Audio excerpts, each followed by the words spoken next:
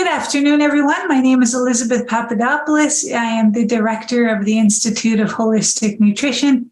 It's an honor and joy to be here with all of you today. Thank you so much for joining us for our open house. And we are very excited for our final speaker today, faculty member Karim Premji. Karim is a graduate of IHN. He is also a clinical iridologist, and he runs a very busy and successful clinical practice. He is also the founder of the supplement company called TriVita. He has been in private practice using his clinical iridology and optimizing individuals' wellness through nutrition and diet. He is a writer and has been featured in many documentaries and many television and radio shows. He loves to share his knowledge and the possibility of wellness and transformation as a state that can be achieved through a balanced lifestyle and being at cause of one's own health and well-being. Karim teaches nutrition and health, the fundamentals, preventive healthcare, and also comparative diets. And today, Karim will be discussing optimizing blood sugar through nutrition and supplementation. Welcome, Karim. Thank you. And again, it's an honor and privilege to be here with all of you. Just making sure that the screen pops up in just a moment. Let me know if we're good to go. That's perfect. Yeah. All right. So thank you for that introduction, and welcome everybody who's tuning in live, and also for those of you who may see this recording a little bit later. As Elizabeth mentioned, I did the program at IHN a good 8 years ago. And prior to that, I was in the industry of supplements, and that's what actually intrigued me to take the courses at IHN and get my certification. I was really interested in coming from a place of knowledge and insight, and I really wanted to share from that standpoint. And it was really good, change in careers. And I'm sure some of you who are evaluating going to IHN, maybe making some changes in your life, or this might be a new career path. And I wanted to give you a bit of insight before I start this presentation to let you know that what you will learn through IHN is phenomenal. My original background was in business and IT, so I came from a very different designation, but I had this desire to learn about wellness, and that's what made me consider coming to IHN. And what I got out of it was all of the tools, the knowledge, and the insight I really needed to basically, launch my career into new heights and new paths. Since taking the courses at IHN, I was able to then launch my own clinical practice where I became an iridologist. And basically, that's where you look at people's eyes and you get a window into their soul, but actually into their central nervous system to see what's going on. And it was a really nice way of helping people to really understand their constitution, and what some weaknesses or strengths might be in that constitution, and find ways to help them optimize their health through nutrition and supplementation. Also, I then started working part-time as a nutritionist at a health food store here in Toronto.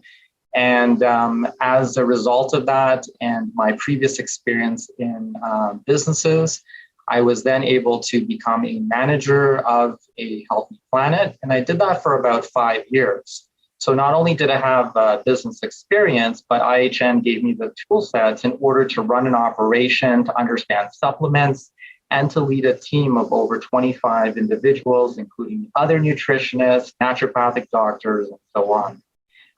And then, as Elizabeth mentioned, I was able to start my own wellness company. And that brand is now called 7 Health. And I was able to launch my own vegan smoothies and other supplements. So really what I want you to get from that is that you will be equipped with the right insights and knowledge in order for you to pursue many different avenues, whether it's clinical practice, whether it's running a retail store in the health food industry, or whether it's even launching your own brand of food or supplements or something like that. So the key is you will get the insights and knowledge you need to pursue your passions. As Elizabeth mentioned, I do teach a few courses at IHN, and again, I have this desire to teach. So again, I teach fundamentals, comparative diets, and preventive healthcare. So again, it is a privilege to be here to share. And today, the topic I wanted to explain, which is extremely important, is blood sugar. We need to understand what it's doing in the body, how we manage it, and how we can optimize it through diet and nutrition. And the big question that people ask is, well, why is this so important? And I'm sure you already understand this because everybody talks about blood sugar and diabetes and prediabetes and all the complications that go with it. But if you look at every major health issue, it can be linked back to blood sugar issues and inflammation in the body. So as holistic nutritionists, we see that this becomes a fundamental, foundational point of view that we need to address to ensure that not only can we optimize our own health and well-being, but even with the clients that we work with, this is going to come into effect. And you may have heard from the previous presentations today, the hormonal impacts of blood sugar, whether it's through your lymphatic system, or through, like we just saw, our thyroid health, it's going to play a huge role. So blood sugar is something that is going to be pivotal to optimize, and there are ways that we can do it.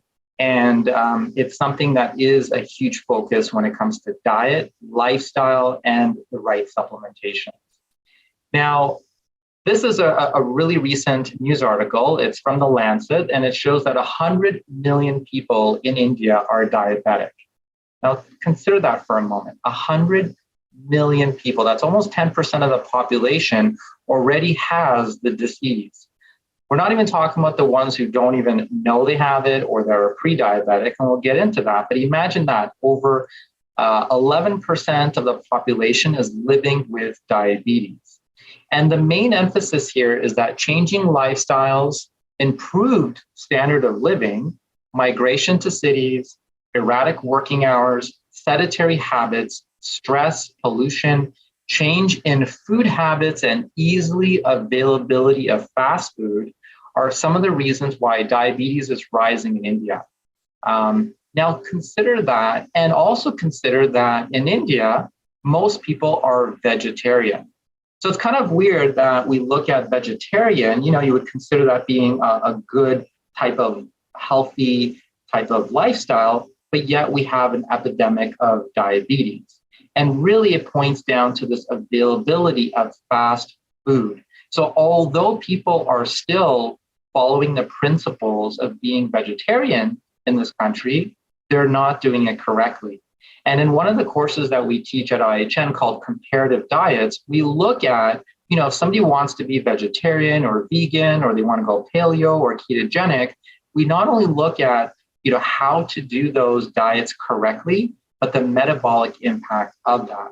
So I just wanted to point that out, that even when people identify as being vegetarian or vegan, they might not do it correctly, and they might choose foods that will actually make their hormonal balances out of whack, and that's going to cause a lot of issues. So you will get a clear understanding of how to be, or how to help your clients be vegan, vegetarian, paleo, ketogenic, whatever the case might be, and so that they don't get into these types of issues. So that's one of the things that we get to clarify when we're talking about different types of diets. And that's why I love that course, because it really allows people to explore those different options. And there is a place for all of those different styles of eating, depending on the health issues that people are facing. So let's look at some of these health issues that are reaching epidemic proportions that are related to blood sugar. First of all, we've got things like metabolic syndrome. We've got diabetes. We've got mood issues like anxiety, depression, even things like aggression. We've got inflammation. And remember that insulin is pro-inflammatory. And as I mentioned, blood sugar and inflammation are at the root causes of a lot of the main health issues that people are facing today. We're having an obesity epidemic as well. Now, more people today are overweight, less nourished than they've ever been in the past. We've got atherosclerosis, or the hardening of the arteries. So we're looking at heart disease also being implicated here as a result of blood sugar. And I know a lot of people will blame fat or saturated fat. And in our course fundamentals, we actually clarify that when we talk about fats that heal and fats that are actually going to kill. And when we see the insight as to, oh my God, I didn't know that certain fats are really bad and certain fats are really good, and we can't just blame fat, we have to look at the sugar component, we start to get a clear understanding of why we're having so many issues with heart disease. And then on the flip side, we're going to look at why when we raise blood sugar and then when we lower it, we can even get things like hypoglycemia, which are these lows in blood sugar fluctuations. And this causes people to feel unbelievably unhappy. Okay. So we have to manage that as well. And also cancer. So these are all related to blood sugar issues. I like this little cartoon here because it says, the low fat, high carb diet I put you on 20 years ago gave you diabetes, high blood pressure, and heart disease. Oops. So, some of the advice that mainstream has been promoting over the years may not have been correct. And as nutritionists, we get to change that view. We get to help our clients really understand the impact of food, supplementation, lifestyle, and all these factors in play that can put them back on the right track.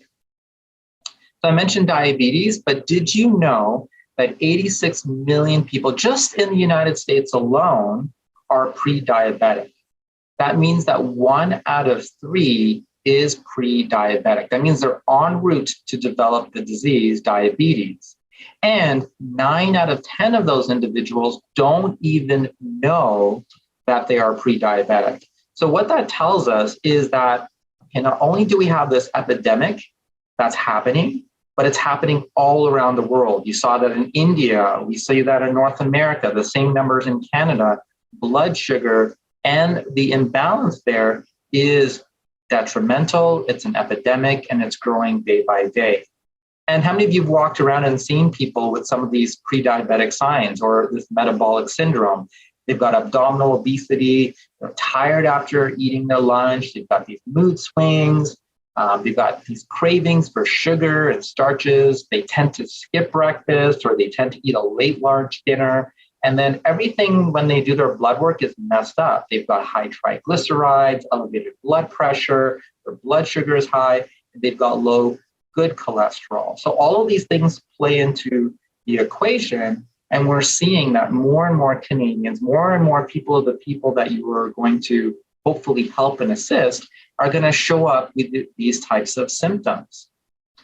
And when they don't address it and when they don't, start to work at it, we're going to see heart disease, lipid problems, high blood pressure, the development of type 2 diabetes, cognitive issues like Alzheimer's and dementia, increases in cancer, also PCOS, and of course, non-alcoholic fatty liver disease. Those people that are skinny fat, they look like they're thin, but inside they've got a lot of fatty tissue that are surrounding their organs and also affecting their liver.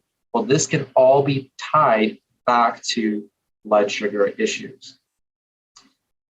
If we look at diabetes, there's type 1 and type 2. And when we cover preventive healthcare, we look at these in depth. But what I wanted to point out with type 2 diabetes, which is the non-insulin dependent diabetes, is that it's the most common form, about 90% of cases of diabetes. And usually it occurs after the age of 40. But we're seeing that happen at earlier ages today. And what's key here is that it's fully preventable and it's all lifestyle related. Take that in for a moment, that these 100 million people in India that now have type 2 diabetes, 90% of these cases, again, are happening after the age of 40, but they could have all been prevented and they're all lifestyle related. So we know that a lot of the actions, a lot of the things people are doing on a day-to-day basis is at the root cause of this. And if they don't take steps to mitigate this, it's just going to cause even further complications. If we look at some complications that are detrimental, look at this: brain and cerebral circulation issues. So we've got, cognitive decline. We've got retinopathy and blindness. Okay, blood sugar issues is the leading cause of retinopathy. We've got oral health issues, severe periodontal diseases, heart and coronary circulation issues. Heart disease and strokes can be directly linked to blood sugar fluctuations and insulin resistance, and as a result, inflammation. We've got nephropathy, which is issues with your kidneys, again, dealing with blood sugar fluctuations. The number one cause of amputations is diabetes. So neuropathy, loss of sensitivity in the lower limbs, and diabetic foot or ulcerations and amputations are also key factors that progress as a result of not managing blood sugar. So hopefully you're starting to see that, oh my goodness, carbohydrates or sugars are causing problems for so many individuals. So now I want to make a distinction for you, because we classify blood sugar, but we need to know what carbohydrates really are, because there are good ones and there are bad ones. And when you start to understand that distinction, you start to see the choices that you can make on a daily basis and the choices we help our clients make on a daily basis, so that we don't vilify the good carbohydrates, because again, it is a nutrient that we need in our body. So there are natural sources of carbohydrates, and these include carbohydrates from our plant sources, like our fruits and vegetables, some grains, beans, legumes, and tubers, mushrooms, and even maple syrup. How many of you enjoy some maple syrup from time to time? Okay. And then we've got some animal sources, dairy, we've got meat, and we've got honey. Again, dairy, it's in the form of lactose. Many people cannot digest lactose, so it's one of those foods that are very problematic. Meat also can be a huge source of protein and fat, but there is some stored carbohydrates in there in the form of glycogen. And of course, honey, well, that's on the fence with some vegans, because that could be considered an animal source as well. So these are all natural sources of carbohydrates. But where do these carbohydrates get built? And if we look at it, the primary pathway where carbohydrates or sugars are built are in plants. And there's a process that you might remember from high school, which is called photosynthesis. Yep, here it comes again. It shows up where, plants can take carbon dioxide and water, and using something called chlorophyll, that deep, rich color that we see in plants, convert that using the sun's beautiful rays into sugars or glucose. And one of the waste products is oxygen, which, as we know, is very important for us. So there is this oxygen carbon dioxide cycle. And plants will use this glucose to build itself, to build different components and structures inside of its material. So most of these things are going to be fibers called celluloses, which are going to build very strong structures like our stalks, our leaves, and our seeds. Okay, so these are building materials for the plants. And the plants will also build other things, remember, like fruits and other things like that, which will have different types of starches and sugars, which we'll talk about, like fructose. But just know that some of the building blocks of plants are going to be these types of fibers. They're really strong, and they give it the strength it needs to turn it into a viable plant. Now, there is a difference, a distinction between cellulose and starches. They're all made from glucose. Okay, so you'll see those little units of glucose in a sequence there. But the way that plants are able to combine glucoses in two different ways allows them to build different types of structures. So celluloses will have a certain type of bond that links those glucose molecules together, and something called beta bonds. And in a starch, it's the same glucoses, but there's something called an alpha bond. And the big distinction for us human beings is that one of those we can break down and the other one we cannot break down. So the beta bonds that make up celluloses or fibers, we cannot digest those. Those stay intact. They can be broken down by our gut microbiome, but not for us. So it's not a source of energy per se for us. Whereas the alpha bonds that we see in starches, like in grains, we can digest those, and then we can extract the glucose by breaking them up into small pieces, and we can absorb those individual glucose molecules, and that does become a source of carbohydrates or energy to fuel our cells. So knowing that distinction between fiber and starches is key so that we can utilize some of those in our diet and understand how it could be very, very useful in a healthy role. Now, one thing to notice is that carbohydrates do play some important roles in the body. And recently, carbohydrates have been vilified. Everybody's on a low-carb diet, or they're going keto or paleo or ketogenic. But you know what? Carbohydrates can be useful.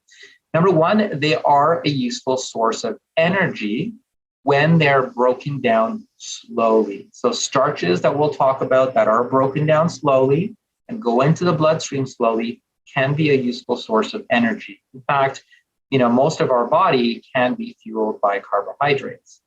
They also feed good bacteria in our intestinal tract. So those are our prebiotic fibers. The ones that we can't break down and digest? Well, they play a huge role for our gut microbiome. They also provide us with sources to increase our elimination, removal of toxins, and increase our satiety, so making us feel fuller longer. But most foods that are from the plant kingdom, where we find carbohydrates, are also bound or are attached to vitamins, minerals, antioxidants, and phytonutrients. So yes, the body can digest some. Yes, the body can digest the fibers, but we also see that we get a lot of key nutrient factors when we ingest foods that are rich in carbohydrates. Vitamins, minerals, antioxidants, and phytonutrients or phytochemicals that are very useful for the human body that we will only find in that plant kingdom. So when we ingest these carbohydrates, our body goes through a process of digestion. And that digestion we cover in length in the fundamentals course. We actually take all of the major macronutrients, your carbohydrates, your fats, your proteins, and we really go in depth on how these things are broken down in the body, how we can use certain enzymes that are secreted to really break them down into their component parts. So we really dive deep into that conversation. But today, I just wanted to let you know that the end goal of starch breakdown or carbohydrate breakdown is going to be to turn those complex chains of carbohydrates into single units called monosaccharides or simple sugars. And you've probably heard of glucose and fructose and maybe galactose, but let me just point out a few things about each of those. Number one, glucose is carried in the blood and is the principal sugar used by tissues and cells for energy. It's found in grains, beans, legumes, vegetables, and also in fruit, but it does not have a sweet taste. Okay, so you'll notice that it doesn't really, your bread and your grains and all that, they don't really taste sweet. So it's not overly sweet.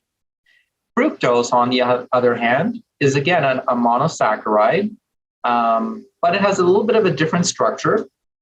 And it is found mostly in fruits and honey and some vegetables. But there are fructoses that are added to our diet, and it's a major source of added sugar, which is sucrose or high fructose corn syrup. And this is hidden in everything. So there's nothing wrong in eating fruits that contain fructose, okay, because it has all of those other nutrients that we talked about, the fiber, the phytonutrients, vitamins, minerals. Where fructose is really bad is when it's hidden in the form of sucrose, okay, in added sugar. Now, the key here is that fructose cannot be used by every cell in the body, and it must be metabolized in the liver. And too much of it will cause the liver to convert it into fat and will also cause the liver to become resistant to insulin. Now, on the flip side, fructose does have a very sweet flavor. And this is why we are attracted to eating fruit, because of that sweet flavor. But when eaten in the whole food process, it's got all those beneficial fibers, vitamins, minerals, and nutrients, making it really good for us in that small dose. When it's not good is when it's added in to make other foods taste better and to make us consume more and more of them. Okay. And then finally, galactose comes from milk sugar. It's the breakdown of lactose. So lactose is actually two sugars put together, just like sucrose. And when lactose breaks down, it turns into galactose and glucose. So why did I bring this up? Because table sugar is called sucrose, and it's basically one glucose unit attached to one fructose unit. And when we're adding sugar, this is a really refined substance. It contains no nutrients, and it's considered a pure toxin to our body systems. Now, keep in mind that the glucose component can be used by every cell in the body. So that's not so bad. However, the fructose, as I mentioned, will travel to the liver, and it's going to be a major cause of inflammation in the liver and the generation of fat. So don't get too scared of this diagram, but we do look at fructose consumption and obesity in our preventative health course. And we see that fructose must be metabolized in the liver, as body cells cannot use it for energy. And fructose is both a substrate and inducer of the generation of fat. And it's also a leading cause of liver inflammation and fatty liver. So what I'm trying to point out is that something went wrong that caused a lot of these health issues that we're looking at today. Our food industry promoted high carbohydrate diets from grains and removal of healthy fats, but then those grains weren't whole grains, they were refined, and they became even more refined, and then they added even more sugar. So if we look at the USDA food pyramid from 1992, you'll notice that at the base of this pyramid, what was promoted as healthy was a lot of breads, cereals, rice, and pasta. And it was promoted that individuals should eat 6 to 11 servings of those types of foods. And the problem is that most people interpreted all breads, all cereals, all rices and pastas as being health foods. And the problem is that most of them were refined. They were high glycemic. And we're going to talk about what high glycemic means in just a moment. But overconsumption of these is probably why we're dealing with this huge epidemic of diabetes and obesity. Okay, and you'll notice that our vegetable groups were minimized and fruit was kind of pushed up. And then we've got our other things like our protein sources and so on. And also our oils were switched to vegetable oils that were really cheap, deodorized, and from seeds. And those were high in omega-6. And we lost a lot of the fat-soluble vitamins that were in natural fats. But if you look at this, what happened is that almost half of all the carbohydrates consumed today come from refined sugar. I'm not making this up. You know, if you look at most diets today, you'll see that most calories are from refined sugars and starches. And then you add on to that some of these damaged dietary oils and fats. Things like corn oil, canola, soy oil, and safflower. These are omega-6 rich oils that are very sensitive to heat, light, and oxygen, but we deep fry our carbohydrates in them. Think of French fries. Think of going to McDonald's and picking up some fries. What's worse isn't the potato, it's actually the oils. And these types of oils get clogged up in the cell membranes that surround every single cell of your body. Your body cannot use them as fuel. It actually stores them, and then it makes the ability of insulin much harder to work on, and we can actually become insulin resistant.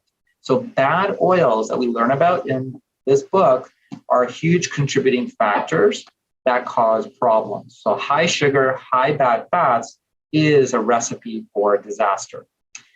And if you look at this chart here, you'll see that 72% of calories that we consume now did not exist in our Paleolithic diet. And what I'm talking about are things like refined cereal grains, refined sugars, and refined vegetable oils. They did not exist in that category. And when we refine foods, we remove the beneficial fiber, vitamins, minerals, and the healthy fats that might be present in those types of foods. So if you think about it, we're eating foods that are pretty foreign to our body, that were never pretty much consumed for hundreds of thousands of years. And this is what's causing havoc in our system. I mentioned this word refined, and what I want you to notice here is this is a whole grain compared to a refined grain. And when we look at our course fundamentals, we discuss this in depth. And when we refine grains, we remove some beneficial components. Like, for example, this might be a whole grain. You'll see that the bran has the fiber, it's got vitamins, minerals, and phytonutrients. And the germ has some healthy fats, vitamins, minerals, and other phytonutrients. When we remove those, we're left with the endosperm, which only has carbohydrates and some protein. So all the starch, a little bit of protein, but we've removed all of those other beneficial properties of that grain. And this is the issue with refinement. We lose the things that can help stabilize blood sugar when we consume that whole grain. And we lose the factors that will actually slow down the release of those starches into our bloodstream. I'm sure you're going to get that fiber is going to be a huge component, but there's a lot of B vitamins that we need to metabolize those starches. Those are lost in the refinement process. So what's happening here? Look at the foods that we've introduced into our diet and look at the amount of sugar, if we break it down, that is contained in these types of foods. Vitamin water, everybody looks good, says vitamin water must be good for us. 32 grams of sugar. One bottle contains 32 grams of sugar, okay? Coca-Cola, how many teens or adults grew up on drinking lots of Cokes? Well, if you look at one can, it has 42 grams of sugar. White bread, 2 slices contains 3 grams of sugar. Nature Valley, crunchy, roasted almond bars, looks good, looks all holistic, but then you look at all the added sugars in there, we're looking at 11 grams of sugar. Tim Hortons hot chocolate, 1 medium contains 49 grams of sugar. So we're definitely getting killed by sugar. And if we look at consumption of sugar, ages 9 to 13 and ages 14 to 18, those years of growth where we're developing our hormonal systems, we're developing our bodies. Look at the amount of sugar per year people are consuming. Over 100 pounds a year of sugar consumption, and most of that is hidden in the food. It's not like somebody's going to sit there and eat sugar, but it's all hidden in all of these foods that we're consuming that are not whole foods. So that is a big problem. And now I want to talk a little bit about the digestive process of how we break down our carbohydrates and impact on blood sugar, and then how that's going to lead to these hormonal stressors and insulin resistance over time. So just a reminder that celluloses or fibers are ones that we cannot break down. We don't have the enzymes to break down. And starches are the ones that we can break down into glucose. So those are just the key reminders. And when we're looking at the way we break down carbohydrates, as I mentioned earlier, we do jump deep into this in our fundamentals course, but in our mouth is the primary place where we start the breakdown of carbohydrates. That's why chewing our food and coating it with saliva is very important. And that's why, making sure we, take the time and really enjoy those foods are key because it helps us break it down. We release something called salivary amylase, which is going to begin the digestive process of carbohydrates. In our stomach, we do not digest carbohydrates. They just sit there. And that's why when some people eat meat and potatoes, or they'll have carbs with protein, the protein is being worked on in the stomach, but the carbohydrates are not. And for some individuals, those carbohydrates might begin to ferment and cause gas or bloating. And so in our comparative diets course, we do talk a little bit about how to combine foods for optimal digestion. And this can alleviate a lot of the gas and bloating and digestive issues that people face. Carbohydrates then move from the stomach into the small intestine, where the pancreas releases other enzymes that's going to help us further break down those carbohydrates as it moves through the 8 meters of our small intestines. Okay, so we do dive deep into those, but what you need to notice is that most of it happens in the mouth, the small intestine, and there are enzymes we use to break those carbohydrates down into those individual monosaccharides, the glucose, the fructose, and the galactose, and a few others that I did not mention. So a key player in this is the pancreas. The pancreas does give us these enzymes that are released in the small intestine to break down these carbohydrates. And once these carbohydrates are broken down, they're going to enter into our absorption and go into the bloodstream. And now the blood is filled with these units of glucose, fructose, and galactose and others that now the body has to deal with. And this is where the idea of insulin comes into play. Once again, the pancreas provides the solution. So not only does it help us break down the carbohydrates, but it produces a hormone that's secreted into the bloodstream called insulin. Now, everybody's heard of insulin, but did you know that it works kind of like a lock and key? So our cells need insulin to bind to their receptors. And once they bind, it's kind of like unlocking it so that the glucose that's floating around in the blood is accepted into the cell. Now, the problem is that when we consume too much glucose, insulin rises. And over time, when we keep secreting insulin, our cells, they actually become tired of hearing the message. And they become what's called insulin resistant. If we produce so much insulin and we keep secreting it because our blood sugar keeps going up, then that insulin can't work as well. And so we need more and more and more insulin. And this can tire our pancreas out tremendously. And this is the beginning of insulin resistance and high blood sugar levels. Now, when this insulin is floating and when this glucose needs to enter the cell, there are certain nutrients that are critical that allow for the insulin to allow the blood glucose to enter the cell.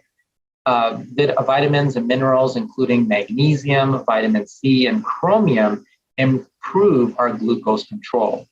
The irony is that if you look at a whole grain, a lot of the chromium is actually in the outer parts, and that's actually removed when we refine that grain. And that's why I mentioned that when we refine, we remove the key components, the vitamins and minerals that we actually need to metabolize or utilize those carbohydrates.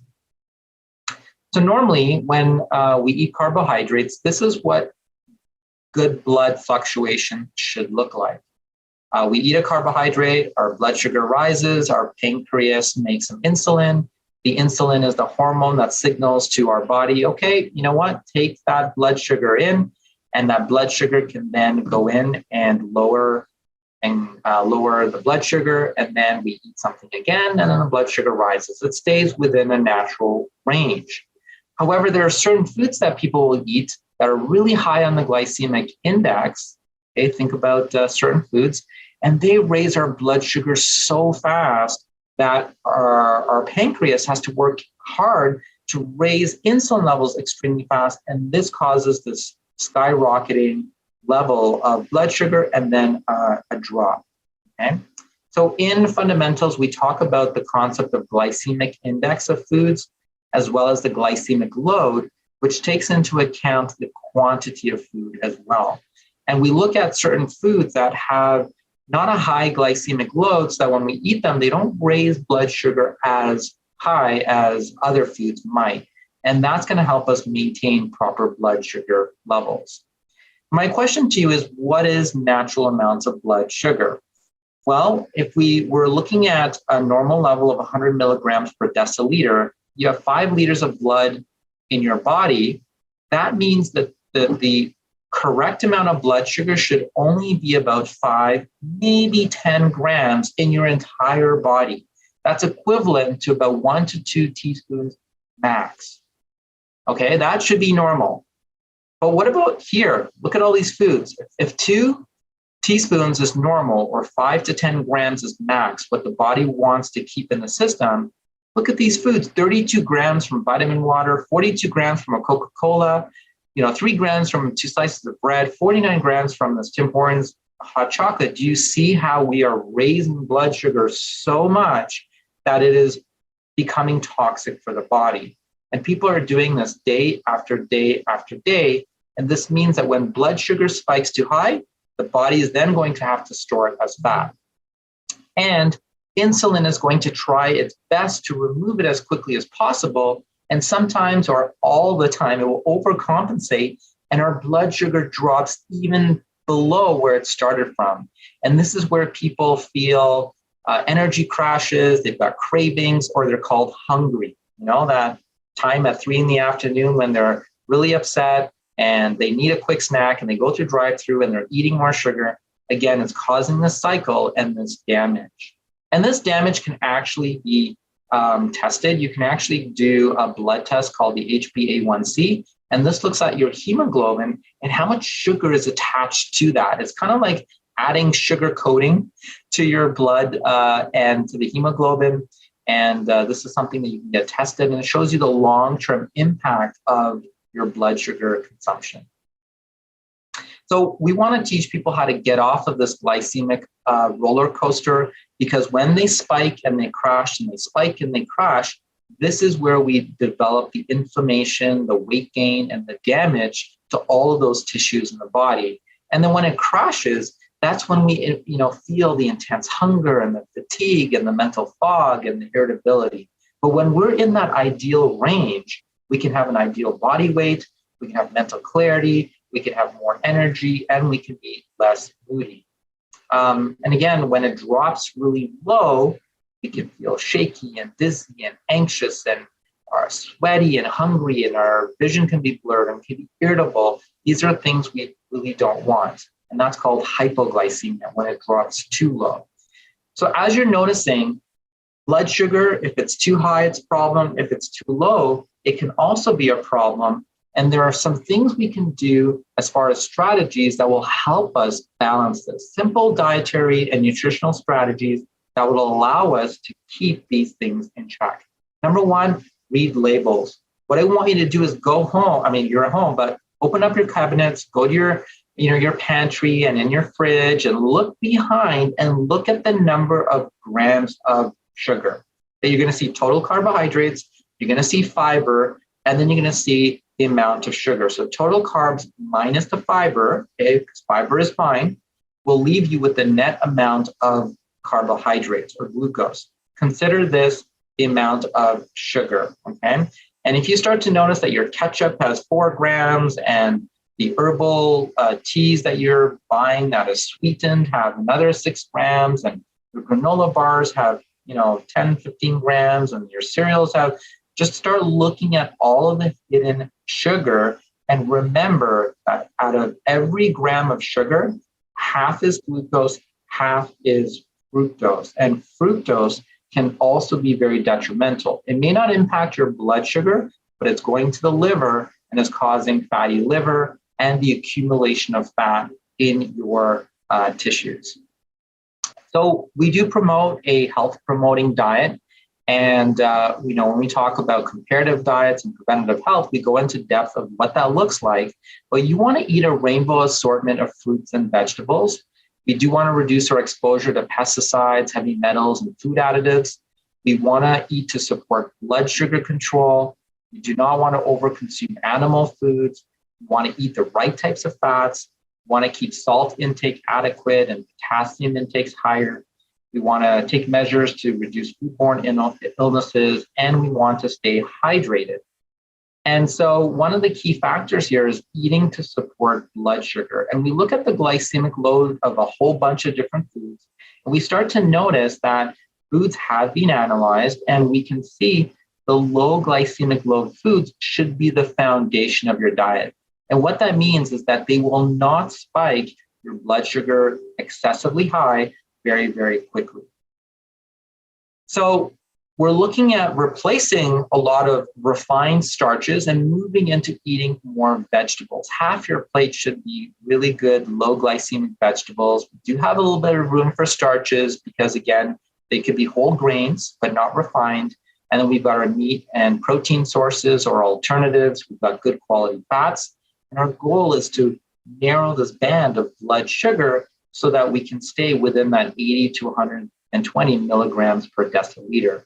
And a good example of a good pyramid would be something like the Mediterranean style diet. And you'll notice that that bottom portion is halved. We don't want so many refined carbohydrates. We're going to cut that into maybe 1 or 2 servings and adding in more vegetables, good quality fruit, good quality oils like olive oil and herbs and spices and perhaps fermented dairy or coconut milk or other alternatives. And then, adding in some good sources of protein, but then eliminating the white bread, the white pasta, the white rice, the white potatoes, and not consuming those sweets and those processed meats and so on. So there are 4 components to a good blood sugar balancing meal. An eighth of your plate should be protein foods. An eighth of your plate should be a starch or a starchy veggie, maybe like a sweet potato. And then 3/4 of the plate should be your low glycemic vegetables, okay? And a good 1 tablespoon of good quality fats. And when we do fundamentals, we really break down what that looks like, what examples are, what foods to pull from to really design a plate that is going to help somebody balance their blood sugar. There are some nutrients we need to ensure proper uptake of glucose. Key things like chromium we talk about magnesium, we talk about the importance of vitamin D and how that even impacts our insulin sensitivity. So we will look at nutrients in the course as well, but a lot of the things that people can do would be to include more fiber in the diet. One specific one that's been very, very good is called glucomannan. And there's a study here that shows that not only did it reduce total cholesterol, low density lipoprotein, which is the LDL cholesterol, but also fasting blood glucose and fasting insulin. So when people who are eating a bit more of the refined foods and they're trying to get back on the right direction, we can implement certain strategies like adding in certain fibers that are really viscous, that absorb water, that will help them feel more satiated, and that will lower that glycemic index of their food. That's one example of something that we can implement as a solution. Number 2, adding more flax seeds, ground flax seeds to your diet. Over here, there's a study that shows that after 8 weeks of adding in some ground flaxseed into yogurt, at the end, we see that triglycerides, total cholesterol, systolic blood pressure, and hemoglobin A1C were significantly decreased in the intervention group. So just by adding in some flax seeds, adding in those fibers, adding in those healthy fats can make a huge difference in people's blood sugar levels. So some nutrients and botanicals that we do discuss in our courses would include things like taking a multivitamin that has a lot of the B vitamins. The B vitamins are critical in our ability to take glucose and turn it into ATP or energy. We talk about the importance of biotin, vitamin C, vitamin D, chromium, as I pointed out, zinc, your healthy fats like your omega-3s, and things or supplements like alpha lipoic acid. If people are pre-diabetic or diabetic. These are things that are going to help. How many of you have heard of adding cinnamon to your coffee or to your oatmeal? That helps lower blood sugar. And even the reason why people lose weight when they consume apple cider vinegar or even red wine vinegar is that it has this blood sugar lowering effect. And over time, when you manage your blood sugar, this will make an impact on weight management as well. Another thing you can do is incorporating more resistant starches into the diet. And that's basically where you can have certain starches that are resistant to being digested or broken down. And that is critical because our gut microbiome can use them, but we don't necessarily break them down and our blood sugar doesn't spike. So including more things like beans, green bananas, lentils, oats, and potatoes, but there's also ways to cook them and cool them that will turn them into resistant starches. So not only do we talk about different types of foods to consume, we also talk about cooking methods that will alter how our body sees that carbohydrate and turning them into resistant starch. For example, if you just took white rice and instead of eating it hot, what you do is you let it cool down and you refrigerate it overnight and consume it the next day reheated, that will turn it into a resistant starch. And the glycemic load of that goes down significantly. So there's techniques around that so that people can still enjoy the foods that they like, but it can have a lowering effect on blood sugar as well. So I know I'm running short on time. So I wanted to, first of all, thank you for listening to what I had to present today. I do have 2 gift cards to give away as well, which is something called Resolve. You can try it. It's got glucomannan, fiber, apple cider in it. All I want you to do is visit me on Instagram, say hello, and mention one thing you learned today, and I'll be picking 2 winners for that. And I hope to see you again soon, hopefully in one of our courses. Again, as I mentioned, you get to learn everything you need to know. And today I just tried to condense everything as quickly as I could to show you that, you know what, blood sugar is at the root cause of a lot of issues. There's a digestion factor, there's a choosing factor, but what's key is these refined foods that people are consuming today. And our job as nutritionists is to move them back to whole foods. When they consume whole foods, they don't have to worry about the sugar content in fruit because it's got the beneficial fiber. It has the vitamins, the minerals, all those nutrients they need. And sometimes that's vilified. What they don't understand is those hidden sugars in the diet, that sucrose that's added into everything that we want to help people remove and then control blood sugar by adding back in some useful fiber and some other nutrients. So with that, I'm going to hand it back to you, Elizabeth, and I'll take it for some questions. Wonderful. Thank you so much, Karim. That was a fantastic presentation. And such great information. Broke everything down so nicely and beautiful graphs and charts, very visual, and gave us some really, really incredible information. So thank you. Marianne has a question about intolerance tests. Will they be covered in the program? We do discuss a few of the, some of the testing that you can do through your doctor when it comes to blood work, but we don't go into in-depth in fundamentals. I do believe when you do symptomatology 1 and 2, we do cover more of those types of testing protocols, but not in fundamentals. Yeah, definitely. And symptomatology too, the various testing methods are covered. Okay, and Karim, what would you say is your favorite part about teaching comparative diets? I think one of my favorite parts is when people walk into the course, they have a certain dogma around what is healthy and what's not. And what they come out with is that there's a place for all of these diet strategies or eating strategies, as I like to call them, because people hate the word diet. They think they're taking something away. And these eating strategies are very unique in the sense that they can change the metabolism for someone for a specific reason. And Elizabeth, as you mentioned earlier, there's a place for ketogenic diets, which are really high in fat, but for cognitive issues, for certain types of cancers, we learn how it could be a very useful tool. We also learn how to do vegan, vegetarian correctly, how to eliminate these blood sugar fluctuations and how it could be a health promoting diet. But we talk about, Paleolithic diets. We get a good understanding of where we came from. What were humans eating for thousands of years? Why were they able to stay healthy and regenerate and, be abundant and do what they needed to and survive? So I like the fact that we can come from a clean plate and understand the benefits of each one, because when your clients come to you, you want to be able to tailor their diet for their health needs. And that's what that course allows us to look at, is to not be biased and not say, hey, I'm vegetarian, so you need to be a vegetarian. Hey, I'm a vegetarian, or I'm vegan, or I'm doing carnivore or whatever. But you know what? Here's the diet that's going to help you with where you're at in your life, and we can optimize it and take you to where you need to go. Yeah, amazing. Yeah, great synopsis. And we have a question from Farah about iridology. She's wondering if you can practice that virtually.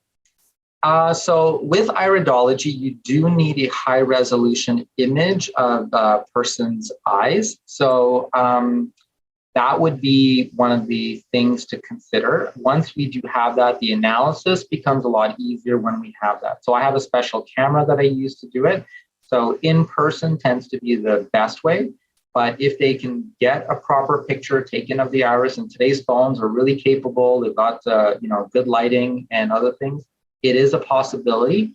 But iridology is kind of like an art where you're looking for that fine detail. So if the picture isn't taken correctly, it can be very difficult. But it is still possible with today's phones. I mean, we're seeing amazing camera technology. It just has to be taken correctly.